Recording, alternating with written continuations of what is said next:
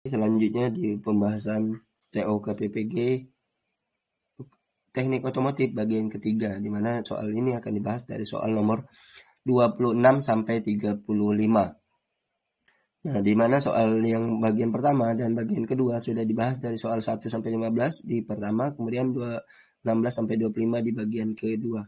Kita lanjut soal nomor 26, Bapak Ibu. Soal nomor 26 ini adalah soal tentang merancang pembelajaran submateri CMS. Dalam merancang pembelajaran submateri CMS, Chassis Management System, guru memiliki informasi mengenai 4 kelompok siswa dengan karakteristik. Pertama, sangat tertarik dengan aspek mekanis dan praktikal. 2, lebih mudah memahami konsep melalui demonstrasi langsung dan hand-on activities. 3, memiliki kemampuan analisis yang kuat, menyukai pembelajaran berbasis proyek, dan lebih mudah belajar melalui penyelesaian masalah yang kompleks. 4, lebih suka pembelajaran visual, membutuhkan penjelasan yang detail dan gambar yang mendukung untuk memahami konsep. Strategi yang paling efektif untuk memenuhi kebutuhan potensi, minat, dan cara belajar keempat kelompok siswa tersebut dalam submateri CMS adalah. Nah, kita lihat di sini soal ini menanyakan strategi yang paling efektif untuk memenuhi kebutuhan potensi, minat, dan cara belajar empat kelompok siswa dalam submateri CMS. Oke, kita lihat yang pertama, penjelasan teori dengan grafik. Yang A, penjelasan teori dengan grafik ini tentunya terlalu fokus pada visual tanpa praktik langsung yang dibutuhkan beberapa kelompok siswa, jadi belum tepat. Yang B, menggunakan modul berbasis proyek, tentunya bagus untuk analisis Bapak Ibu, tetapi kurang memberikan praktik secara langsung untuk anak-anak yang kelompok yang suka praktik. Yang C, melakukan demonstrasi langsung tentang bagaimana sistem CMS bekerja, kemudian memberikan kesempatan kepada siswa untuk melakukan praktik langsung pada model atau simulator CMS. Nah, ini yang lebih tepat Bapak Ibu, yang C, melakukan demonstrasi langsung, di mana demonstrasi langsung memenuhi kebutuhan siswa yang tertarik pada aspek praktikal dan mekanis. Setelah demonstrasi, praktik langsung memberikan pengalaman hands-on yang sangat penting bagi siswa dan juga akan memenuhi kebutuhan keempat kelompok tadi. Sementara yang D, video tutorial, tentunya tidak memberikan interaksi langsung yang diperlukan untuk siswa yang lebih suka hand-on. Kemudian yang E, diskusi interaktif, tidak cukup menggantikan kebutuhan untuk praktikum langsung. Jadi jawaban yang lebih tepat adalah yang C. Kita lanjut soal nomor 27, di mana soal ini adalah mendesain konten pembelajaran sistem bahan bakar diesel atau CRI. Di kelas inklusi, guru ditugaskan untuk merancang konten pembelajaran sistem bahan bakar diesel atau CRI dalam mata pelajaran motor diesel. Adi adalah tunarungu dan lebih mudah memahami materi melalui visualisasi dan teks. Budi adalah tunanetra dan lebih nyaman belajar melalui audio dan sentuhan. Caca memiliki disleksia dan membutuhkan teks yang mudah dibaca serta ilustrasi yang jelas.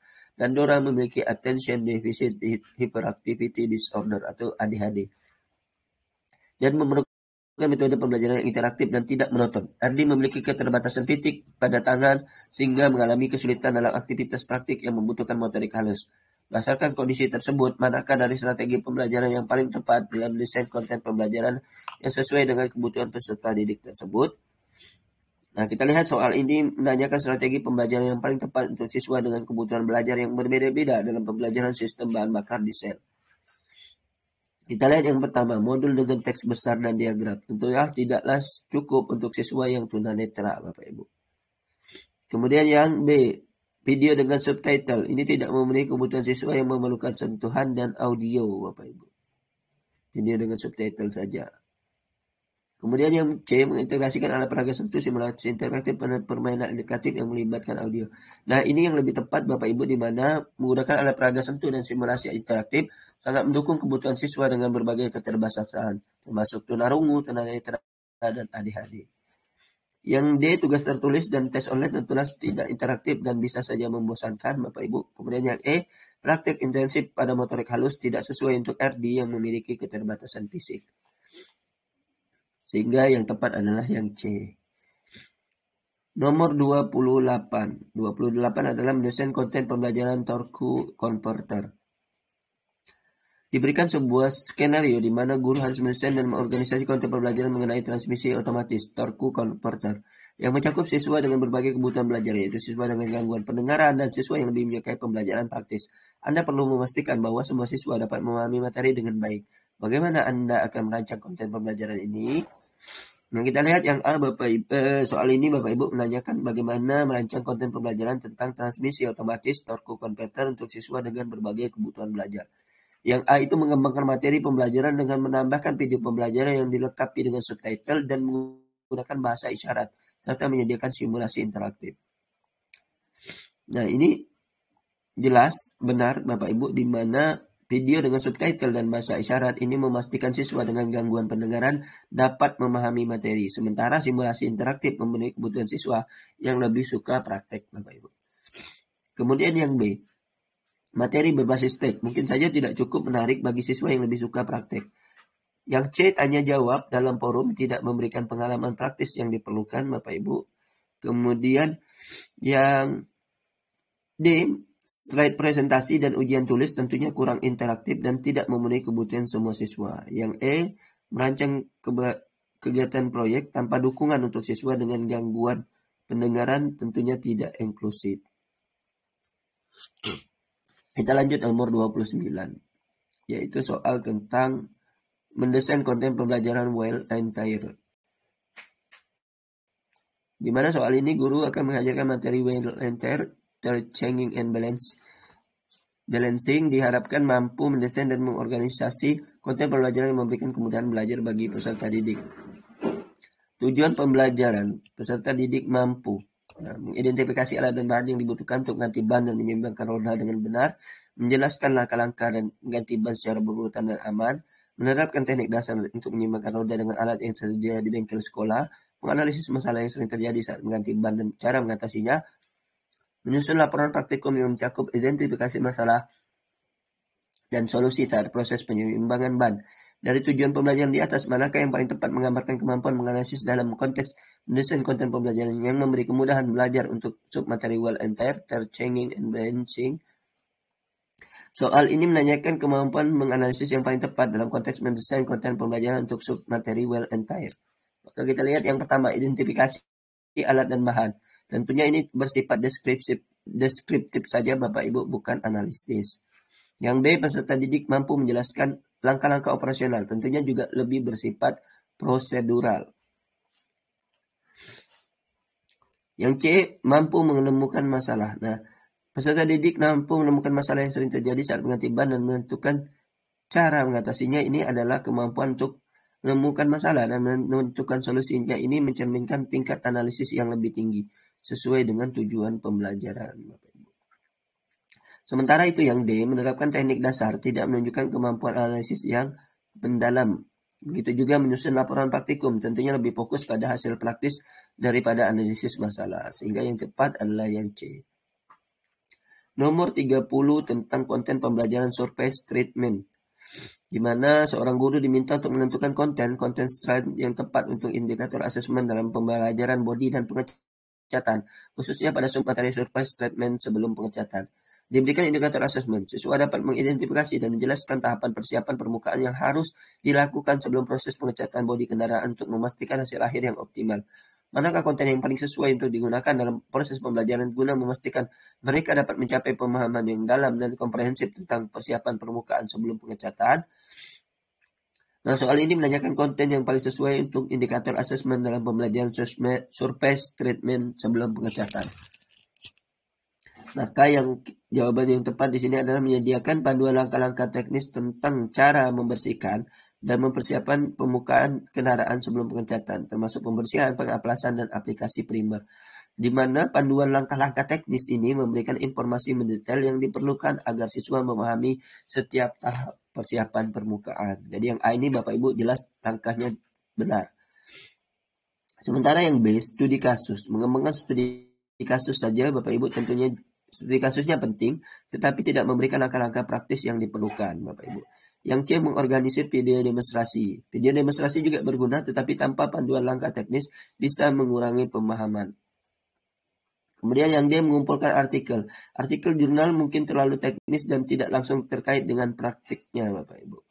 Sehingga ini belum tepat juga. Yang E, mengembangkan tugas proyek sekelompok, di mana ini bisa bermanfaat tetapi tidak menggantikan kebutuhan untuk pemahaman dalam tentang langkah-langkah yang tepat.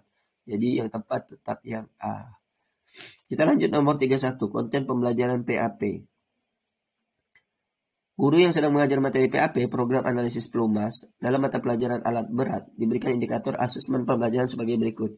Siswa dapat mengevaluasi hasil analisa pelumas yang untuk menentukan kondisi mesin alat berat dan membuat rekomendasi tindakan perbaikan yang diperlukan. Berdasarkan indikator ini, manakah dari opsi berikut yang paling tepat untuk menentukan konten sasaran yang harus diajarkan dalam rangka mendukung pencapaian indikator tersebut? Nah, soal ini menanyakan konten yang harus diajarkan untuk mendukung pencapaian indikator asesmen mengenai evaluasi hasil analisa pelumas. Tentunya kata kuncinya evaluasi hasil analisa, rekomendasi tindakan dan yang harus dilakukan. Yang A, pembahasan tentang jenis-jenis pelumas.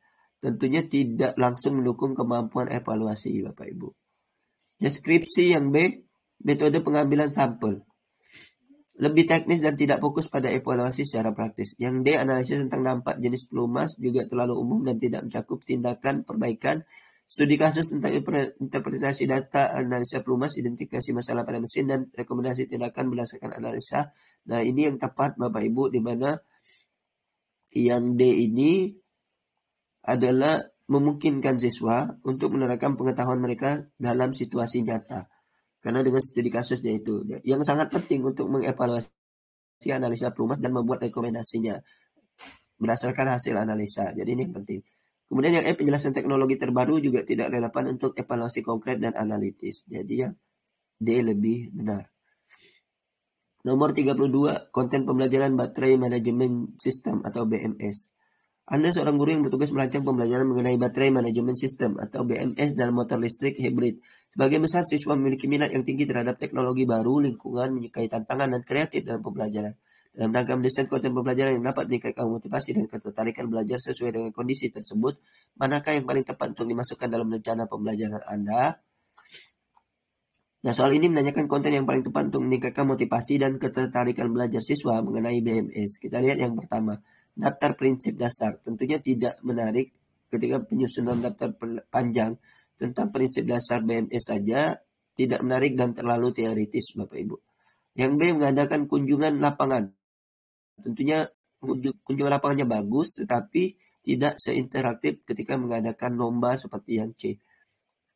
Yang C, menyelenggarakan lomba. Nah, ini yang lebih tepat Bapak Ibu, desain inovatif, di mana mahasiswa diminta untuk merancang konsep BMS baru yang ramah lingkungan dan efisien secara energi. Jadi, lomba desain inovatif ini memberikan tantangan dan kesempatan untuk berkreativitas yang sesuai dengan minat siswa terhadap teknologi baru dan lingkungan. Sementara itu yang D, mengundang pembicara inspiratif saja bisa bermanfaat Bapak Ibu, tetapi tidak langsung melibatkan siswa.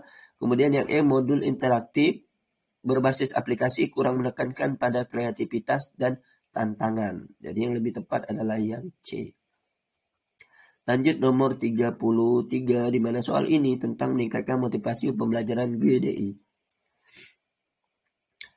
Guru yang merancang kegiatan pembelajaran untuk meningkatkan motivasi dan kemenarikan belajar dalam pembelajaran gasolin direct injection. Kondisi pembelajaran menerapkan demonstrasi praktis di laboratorium otomotif yang menampilkan proses langsung injeksi bahan bakar ke dalam ruang bakar pada mesin GDI. Siswa dapat melihat dan memahami secara langsung bagaimana teknologi ini beroperasi dan bagaimana perbedaannya dengan sistem injeksi konvensional. Manakah dari pilihan yang paling tepat untuk meningkatkan motivasi dan kemenarikan belajar dalam pembelajaran tersebut? Kita lihat yang A, pembacaan teks singkat. Tentunya tidak cukup menarik atau tidak juga interaktif, ya Bapak Ibu. Kemudian yang B. Yang B, diskusi kelompok bermanfaat tetapi kurang visual, Bapak Ibu. Yang C, penyajian presentasi. Nah, ini tepat di mana penyajian presentasi multimedia yang memperlihatkan animasi detail tentang cara kerja sistem GDI dan keuntungan yang ditawarkannya ini akan menyajikan informasi secara menarik dan dapat meningkatkan pemahaman siswa tentang teknologi GDI itu sendiri. Kemudian yang D ini kenapa keliru? Kunjungan pabrik mungkin terlalu sulit untuk diorganisasi Bapak Ibu ketika mengunjungi pabrik mobil. Kemudian yang C, yang E, membaca artikel jurnal bisa terlalu teknis dan tidak menarik bagi siswa. Jadi yang tepat adalah yang C. Nomor 34, yaitu soal tentang meningkatkan literasi dan numerasi dalam transmisi otomatis. Anda seorang guru yang bertanggung jawab mengembangkan konten pembelajaran untuk meningkatkan literasi dan numerasi siswa dalam studi transmisi otomatis atau holding device, ECT. Anda diharuskan untuk memilih materi dan kegiatan yang akan memperluas pemahaman siswa tentang konsep-konsep kunci. Diagram teknis yang menjelaskan fungsi dan interaksi berbagai komponen dalam sistem transmisi otomatis, termasuk holding device dan electronic control unit (ECT), telah disiapkan. Manakah pilihan yang paling sesuai untuk memperluas literasi dan numerasi siswa tersebut? Nah, soal ini menanyakan tentang pilihan yang paling sesuai untuk memperluas literasi dan numerasi siswa tentang transmisi otomatis. Kita lihat yang A. Kembali penjelasan sejarah. Penjelasan sejarah ini tidak jelas saja kurang relevan untuk literasi dan numerasi Bapak Ibu. Kemudian yang B, diskusi tentang prinsip dasar juga tidak cukup mendalam untuk literasi. Yang C, analisis matematis bisa terlalu fokus pada angka tanpa konteks secara praktis Bapak Ibu. Yang D, studi kasus tentang masalah umum, lebih bersifat spesifik dan tidak memperluas pemahaman secara umum. Maka yang lebih tepat adalah perbandingan diagram teknis antara sistem transmisi otomatis tradisional dan dengan teknologi ICT dan dengan penjelasan tentang kelebihan dan kekurangan masing-masing. Nah, jadi perbandingan diagram teknis ini mengajak siswa untuk menganalisis dan memahami perbedaan yang penting untuk literasi dan numerasi. Soal terakhir Bapak Ibu di PCK ini adalah soal nomor 35, yaitu mengembangkan konten pembelajaran well alignment. Seorang guru bertanggung jawab untuk memperluas literasi dan numerasi siswa dalam pembelajaran tentang well alignment atau sporing. Diberikan sebuah diagram yang menggambarkan proses dan komponen utama dari well alignment, termasuk sudut-sudut yang perlu disesuaikan dan pengukuran yang relevan. Manakah pilihan berikut yang paling sesuai, paling tepat untuk dikembangkan atau dipilih untuk memperluas literasi dan numerasi siswa? Nah, maka yang pertama adalah latihan soal tentang definisi.